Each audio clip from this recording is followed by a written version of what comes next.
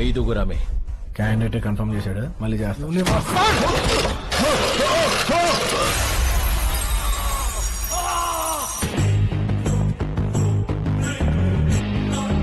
Assalamualaikum guys, oke kembali lagi bersama Draft Movie Review. Piye kabar Re? Terima kasih buat para penonton setia Draft Movie dimanapun kalian berada. Semoga kalian semua selalu sehat ya. Kali ini Draft Movie sudah merangkum sebuah film yang berjudul Dufada Jayanada. Gimana keseruan ceritanya? Gak perlu banyak basa-basi lagi, ini dia alur ceritanya.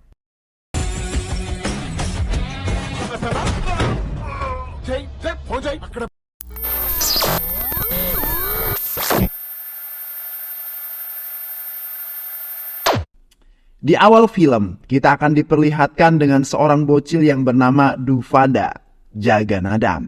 Saat itu ia mengantarkan ayahnya untuk mengambil gaji. Akan tetapi saat sang ayah menerima gaji, ternyata gaji itu tidak sesuai dengan apa yang diinginkan. Ia mencoba protes kepada bosnya, namun si bos malah menamparnya. Nadam yang melihat hal itu sangat emosi, akan tetapi ia mencoba menahan amarahnya.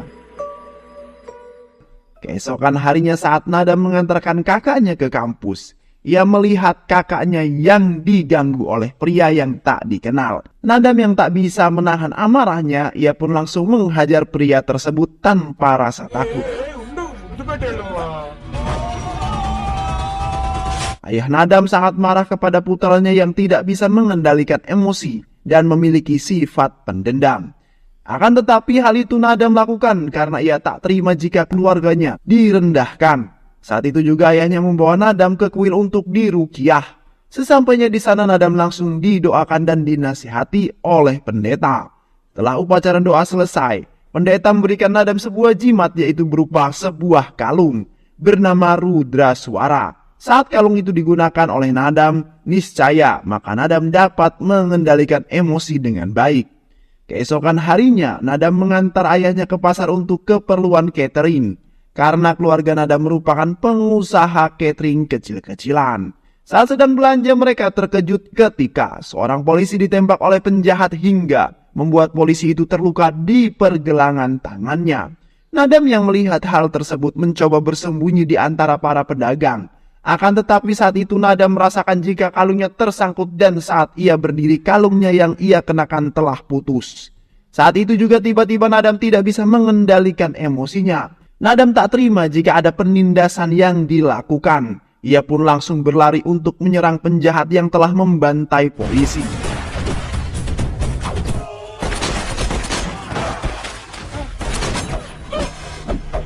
Inspektur polisi yang bernama Purusottam melihat hal itu sangat kaget. Ia tak menyangka jika seorang bocil sangat berani untuk bisa menyerang penjahat yang selama ini ditakuti di wilayah itu. Setelah kejadian itu, inspektur membawa Nadam ke kantornya untuk menginterogasi dan menanyakan identitas Nadam yang sebenarnya. Saat Purusottam sedang menginterogasi Nadam, tiba-tiba seorang petugas membawa seorang pelaku pelecehan. Nadam yang mendengar hal itu tanpa ragu, ia langsung mengambil senjata yang tergeletak di meja inspektur. Ia menembak pelaku itu dengan cepat hingga tewas. Nadam menjelaskan kepada inspektur jika dirinya tidak bisa mengendalikan emosinya ketika ia sedang menghadapi masalah dan kejahatan di sekitarnya. Mendengar hal itu membuat Purus sangat kaget melihat ada potensi yang baik di dalam diri Nadam.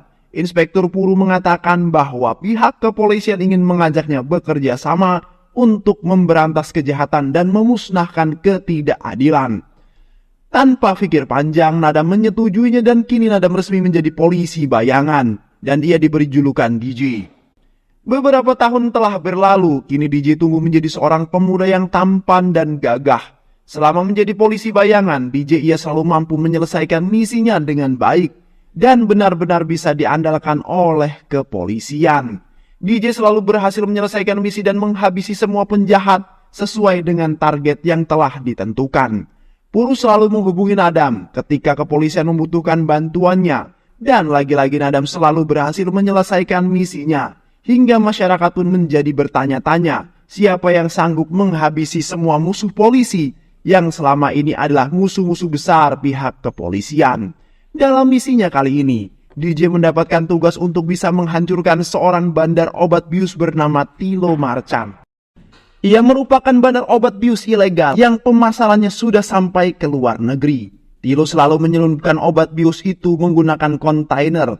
Target-targetnya adalah anak-anak sekolah yang menginjak usia remaja. DJ yang mendengar hal itu, ia pun segera menyusun rencana untuk bisa menyingkirkan Tilo. DJ menyamar menjadi pembeli obat bius dalam jumlah yang banyak. Mendengar hal itu membuat Tilo sangat senang. Dia tidak menyia-nyiakan kesempatan ini, namun anak buah Tilo malah mengejek DJ. Hal itu membuat DJ sangat marah. Tanpa banyak basa-basi, DJ pun langsung menghajar semua anak buah Tilo dan DJ pun berhasil membunuh Tilo. Body language universe.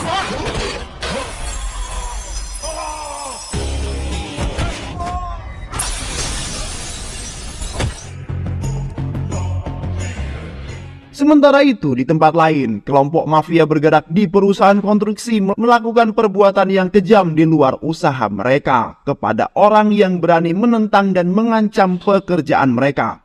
Di sisi lain, saat DJ sedang berada di sebuah pesta, ia melihat seorang wanita cantik yang bernama Puja. Terlihat DJ sangat menyukai Puja. Saat itu DJ mencoba caper kepada Puja dan menggodanya. Namun, hal itu tak terduga. Justru Puja langsung menggoda DJ dan mengatakan kalau ia menyukai DJ. Yang ia kenal sebagai Sastri bukanlah DJ. Pendengar hal itu, Sastri alias DJ dibuat salting oleh Puja. Dan membuat DJ sangat bahagia. Karena dia juga menyukai Puja, lalu Sastri memberikan sebuah gelang spesial untuk Puja sebagai tanda cintanya. Kejadian tersebut disaksikan oleh semua tamu yang hadir.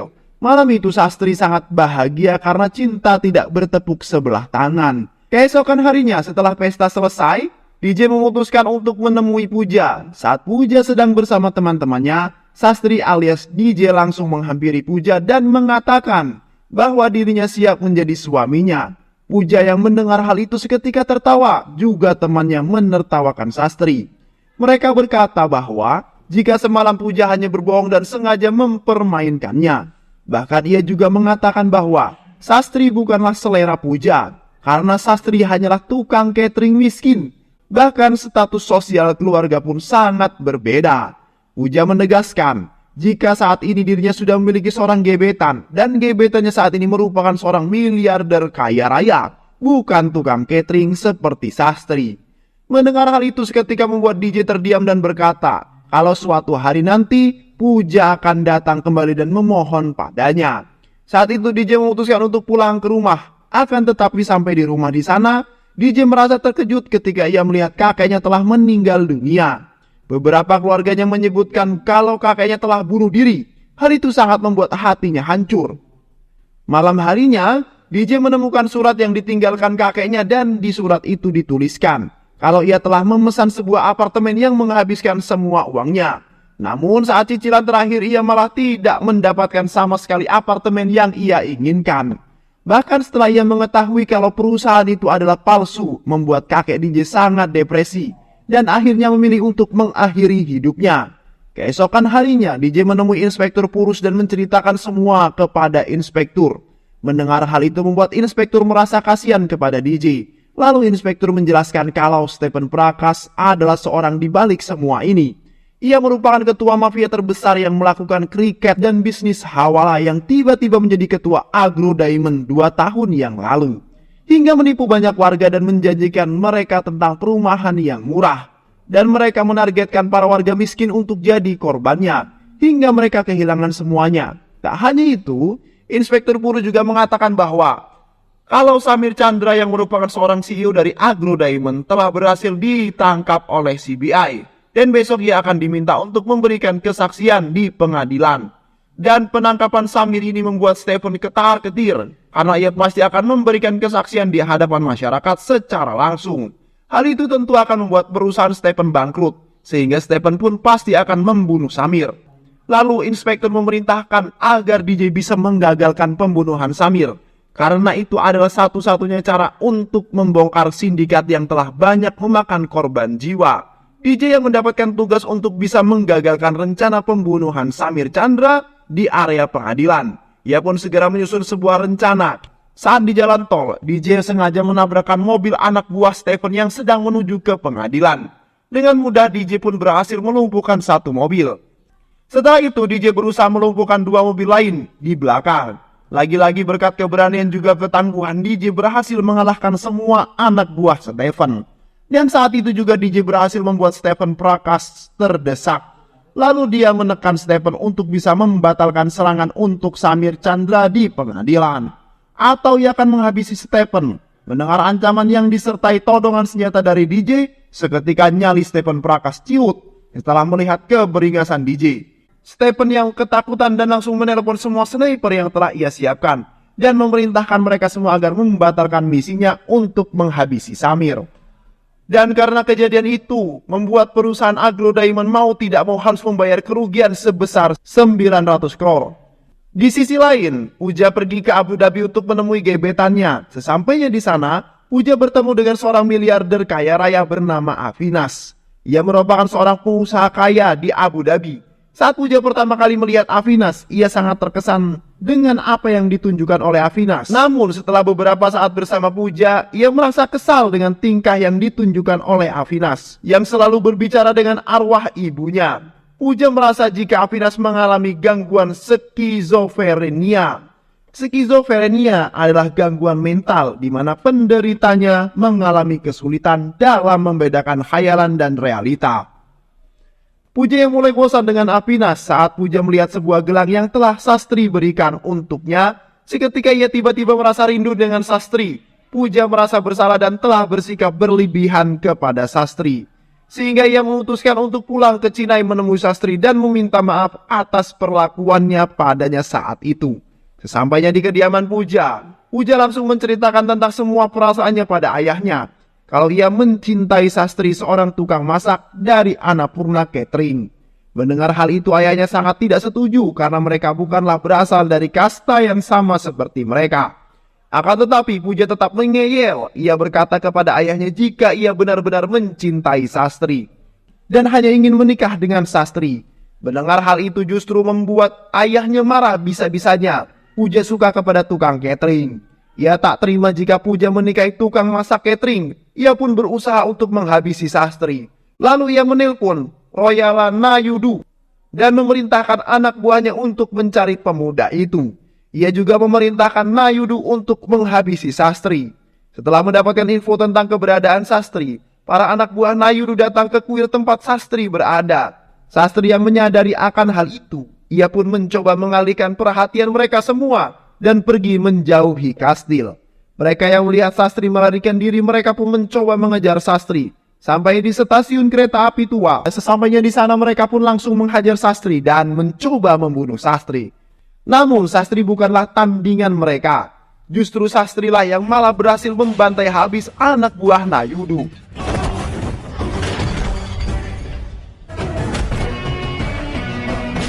Hingga membuat mereka babak belur. Saat itu Stephen yang berada di tempat kejadian, ia merasa terkejut ketika melihat Sastri. Dan pada akhirnya Stephen pun berhasil mengetahui jika Sastri adalah DJ yang pernah berhadapan dengannya. Stephen mencoba untuk pergi melarikan diri, akan tetapi hal itu sangat tidak mungkin karena DJ mengepungnya. Tak ada yang bisa lari dari DJ. Pada akhirnya DJ pun berhasil membuat Stephen babak belur. Tak lama Nayudu menelpon dan diterima oleh DJ. Dalam teleponnya DJ mengatakan untuk Nayudu dirinya mau mengembalikan semua uang yang dikumpulkan dari hasil menipu masyarakat. Jika tidak menyerahkan dirinya ke polisi, maka ia akan menghabisinya juga. DJ berjanji akan menemukan Nayudu dan mengambil sendiri uang hasil Nayudu yang menipu warga. Lalu DJ membawa Stephen ke sebuah tempat yang aman untuk diinterogasi Inspektur Purus. Keesokan harinya, Sastri dikejutkan dengan kedatangan Puja yang mengatakan kalau ia benar-benar mencintai Sastri dan ingin menikah dengannya. Mengetahui hal itu, DJ tertawa dan mengatakan kalau apa yang pernah ia katakan benar-benar terjadi. Lalu Puja pun mengirim foto dirinya yang sedang bersama Sastri pada ayahnya. Hal itu Puja lakukan untuk meyakinkan ayahnya jika dirinya benar-benar mencintai Sastri dan berniat menikah dengan Sastri. Foto tersebut pun diperlihatkan kepada Nayudu yang saat itu bersama dirinya. Ia melihat pria yang dalam foto tersebut adalah orang yang sama. yang pernah menggagalkan rencananya untuk menghabisi Samir Chandra. Untuk memastikannya, Nayudu menyusun sebuah rencana dan meminta menteri untuk menyetujui hubungan Puja dan Sastri. Tak lama setelah itu, keluarga Puja pun datang ke desanya Sastri untuk memberikan restu tentang hubungan Sastri dengan Puja. Saat itu Royala juga ikut bersama mereka dan berpura-pura sebagai pengawal pribadinya. Ayahnya Puja, keluarga Sastri sangat senang ketika mendapatkan kunjungan dari keluarga Puja dan akan melamar Sastri menjadi menantunya. Mereka menjamu keluarga Puja dengan sangat baik, sementara Nayudu mengamati benar-benar siapa sebenarnya si Sastri sebenarnya. Hingga ia pun yakin kalau Sastri adalah orang yang sama dengan orang yang mengalahkan saat perjalanan menuju ke pengadilan. Tak lama setelah itu, Laksmi yang merupakan kakak perempuan Sastri berlari memasuki rumah dan menangis ketakutan. Ia menceritakan bahwa saat di perjalanan menuju rumah, ia diganggu oleh beberapa penjahat dan menyiramkan bensin ke tubuhnya. Mereka berkata dan bertanya di mana keberadaan Stephen Prakas. Mendengar nama itu, Sastri terkejut dan mulai menyadari jika posisinya sebagai DJ telah tercium musuh dan mulai membahayakan keluarganya. Tak lama telepon berdering mendengar suara sahabatnya penuh dengan ancaman. Dengan cepat Sastri mendatangi tempat sahabatnya dan melihat tengah digantung. Beruntung dia datang di waktu yang tepat dan berhasil menyelamatkan sahabatnya itu. Lalu DJ menemui Inspektur Purus dan menceritakan semua kejadian itu. Kepada Inspektur ia berkata bahwa saat ini jati dirinya telah diketahui oleh para musuh dan mengancam keluarganya. Namun Sastri tidak menyerah begitu saja, karena ia akan tetap membantu polisi untuk menegakkan keadilan. Dan dia akan benar-benar mengakhiri hidup Nayudu. Sastri juga yakin kalau ia mampu untuk menghabisi Nayudu. Lalu Sastri menyusun sebuah rencana untuk menjebak Nayudu and the gang. Hal yang pertama ia lakukan yaitu membawa keluarganya untuk bersembunyi terlebih dahulu. Sebelum ia melakukan penyerangan, Sastri membawa keluarganya meninggalkan kota dan menuju Delhi untuk mengadakan upacara keagamaan di sana. Sastri mengantar mereka terlebih dahulu ke stasiun kereta api untuk memastikan mereka aman telah berada di kereta api. Setelah keluarganya berangkat, ia pun kembali ke rumahnya sendiri untuk menunggu musuhnya datang. Tak lama orang-orang Nayudu datang dan menerobos masuk ke rumah Sastri. Saat itu Sastri memainkan perannya dan mengatakan kalau dirinya bukanlah DJ, melainkan Sastri si anak desa. Akan tetapi anak buah Nayudu tidak percaya. Mereka terus mengajar Sastri berulang kali. Sastri mendapatkan pukulan dari mereka, namun Sastri tetap diam dan tidak melawannya. Hingga masyarakat yang melihat merasa takut dan kasihan kepada Sastri. Kemudian anak buah Nayudu pun membawa Sastri ke sebuah gudang tua untuk dihabisi. Sesampainya di sana Sastri kembali dipukuli oleh semua anak buah Nayudu. Mereka pun berniat akan menghabisi Sastri yang tidak mengakui bahwa dirinya adalah DJ. Saat mereka akan membunuh Sastri, Sastri meminta satu permintaan terakhir sebelum mereka membunuhnya. Ia meminta anak buah Nayudu untuk melepaskan kalung rudra suara yang mengikat di lehernya. Mereka pun menurutinya. Namun bersama seketika Sastri pun berubah menjadi DJ dan menghancurkan mereka satu persatu.